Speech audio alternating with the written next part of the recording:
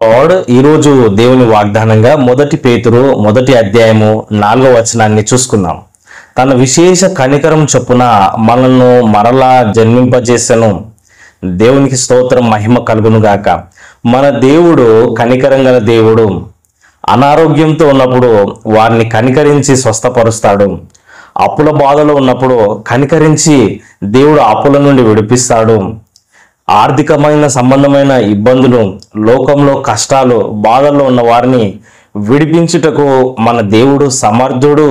ఆయన గొప్ప దేవుడు. ఆయన కనికర పూర్ణుడు, ప్రేమ స్వరూపి కదండి. యేసుక్రీస్తు ప్రభువారు దేవుడు. ఆయన ఈ లోకానికి మానవునిగా వచ్చినాడు. 2000 సంవత్సరాల క్రితం యేసుక్రీస్తు ప్రభువారు ఈ లోకానికి మానవునిగా వచ్చినారు. ఆయన 33.5 సంవత్సరాలు మరి జీవించినాడు. మరి 3.5 సంవత్సరాలు ఆయన పరిచర్య చేసినారు. మరి అనేకులను ప్రభు స్వస్థపరిచినాడు. గొప్ప కార్యాలు యేసుక్రీస్తు ప్రభు వారు చేసినారు. మరి చనిపోయిన వ్యక్తులను కూడా ప్రభు బ్రతికించినాడు. అయితే ఇక్కడ వచనంలో మనల్ని మరలా జన్మింపజేసను అంటే యేసుక్రీస్తు ప్రభు వారు ఈ లోకానికి ఎందుకు వచ్చినాడంటే పాపులను రక్షించడానికే వచ్చినాడు. పాపంలో, శాపంలో మనిషి చనిపోతున్న వ్యక్తిని దేవుడు రక్షించడానికి వచ్చినాడు. చాలా మంది వాళ్ళు చేసిన పాపాల నిమిత్తమై పశ్చాత్తాపడుతున్నారు. అయ్యో, నేను ఎన్నో పాపాలు చేసిన, నా ఫ్యామిలీ డిస్టర్బ్ అయిపోయింది, నేను చేసిన పాపాలను బట్టి నా జీవితం పాడైంది, మానసికంగా నేను కృంగిపోయినాను, త్రాగుడికి, వ్యసనాలకు నేను అలవాటు పడి నా జీవితం పాడైపోయింది అనుకున్న వారిని రక్షించడానికే, వారికి ఒక నూతనమైన జన్మ ఇవ్వడానికి యేసుప్రభువారు ఈ లోకానికి వచ్చినారు. హల్లెలూయా. మరి ఈరోజు పాపంలో, శాపంలో, లోకంలో కొట్టుకొని పోయి నీ జీవితాన్ని పాడు చేసుకున్నావేమో, నీకు ఆర్థికంగా ఇబ్బందులు ఉన్నాయేమో, నీవు చేసిన తప్పులను బట్టి నీవు ఒక బలహీనమైన స్థితిలో, ఒక నీచమైన స్థితిలో ఉన్నావేమో.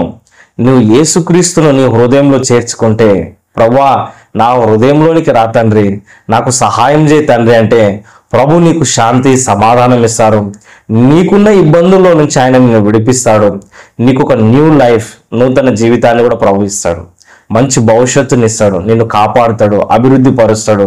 ప్రభువు నీకు తోడుగా ఉంటే నీకు ఎప్పుడు కూడా విజయమే. నువ్వు ఓడిపోవు, నువ్వు గెలుస్తావు. హల్లెలూయా. నిన్ను తిరిగి మళ్ళా ప్రభు బ్రతికించగలడు. అనారోగ్యాన్ని స్వస్థపరచగలడు. నువ్వు హాస్పిటల్లో ఉన్నా సరే దేవుడు నిన్ను నిలబెట్టగలడు, లేవనెత్తగలడు. ఆమేన్. దేవునికి స్తోత్రం. చిన్న ప్రార్థన చేసుకుందాం. పరిశుద్ధుడైన దేవా, ప్రేమగల తండ్రి, ఈ మాటలు వింటున్న ప్రతి వ్యక్తిని దర్శించండి. మంచి ఆరోగ్యం ఇవ్వండి, ఐశ్వర్యం ఇవ్వండి, మంచి బ్లెస్సింగ్స్ వారికి ఇవ్వండి. వారు కృంగిపోయి, కుమిలిపోయి, చెడు వ్యసనాలకు అలవాటు పడి అయా జీవితంలో ఓడిపోయిన స్థితిలో ఉన్న వారిని మీరు దర్శించండి, వారిని నిలబెట్టండి, మంచి భవిష్యత్తు వారికి అనుగ్రహించమని మా ప్రభువును రక్షకుడైన యేసుక్రీస్తు నామములో ప్రార్థించి స్తుతించి అడిగి వేడుకొంచున్నాం తండ్రి. ఆమేన్. God bless you. నేను పాస్టర్ ఎలీషా అబ్రహాం. లార్డ్, ఈ వీడియోని లైక్ చేయండి, షేర్ చేయండి, సబ్స్క్రైబ్ చేసుకోండి, చక్కటి కమెంట్ కూడా కింద పెట్టండి. మీ ప్రార్థన అవసరతలు మాకు కమెంట్ రూపంలో తెలియజేయచ్చు. మరియు మీరు ఫోన్ చేసి కూడా మీ ప్రార్థన అవసరతలు తెలియజేయచ్చు. మా phone number 8801822777. God bless you.